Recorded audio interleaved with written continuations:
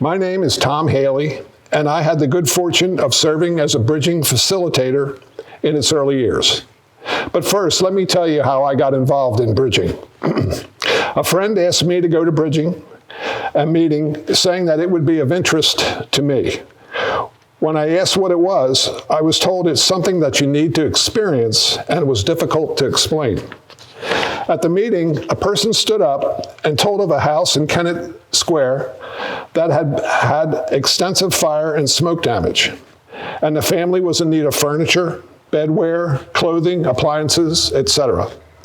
A second person stood up across from the room, and they said they had a warehouse in Delaware that was filled with all those items and much more, and they were all there free and for the taking. A third person then stood up and said that they had a small fleet of trucks and would provide a truck to load the furniture and items needed and provide a driver. Wow, bridging sure got my attention, and I became a regular at bridging. After a while, Joan Holiday needed a facilitator and asked me if I would like to try it. I loved it. I viewed bridging through a different set of eyes than the people coming into the meetings. People were coming with energy, and I was trying to direct that energy easily, comfortably, and enjoyably. Each bridging gathering is pretty simple, and it takes place for 90 minutes maximum. I tell everyone about that at the beginning, so they know what's coming and how it all flows in 3 half-hour sessions. Jeannie, Joan, or a volunteer states our mission statement and principles.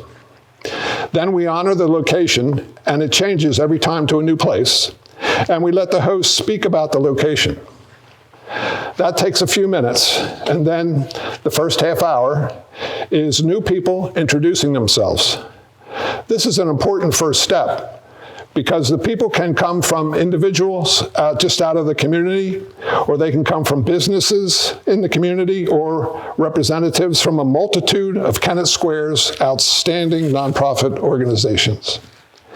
Everyone new gets a chance to talk, or at least say their name and why they are there, and I make sure of that.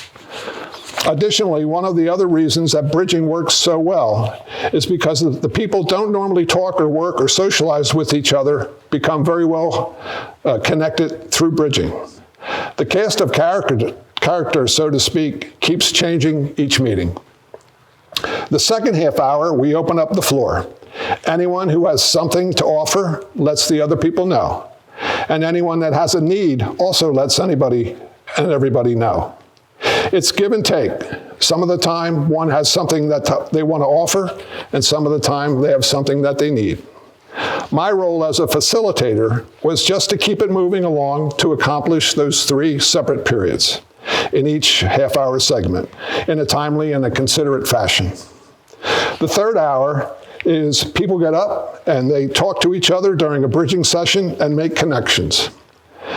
I took a break at this time and watched people talk to total strangers as if they were friends. It looks like chaos, but everybody now is totally engaged, and they really don't need me much longer. Each bridge connects the needs and the offers together. I brought everybody back to their seats after a half an hour, and we would add up the bridges for our secretary to mark down and record with our minutes. Over all the years that I've facilitated bridging, I've come to the conclusion that everybody comes for one reason only.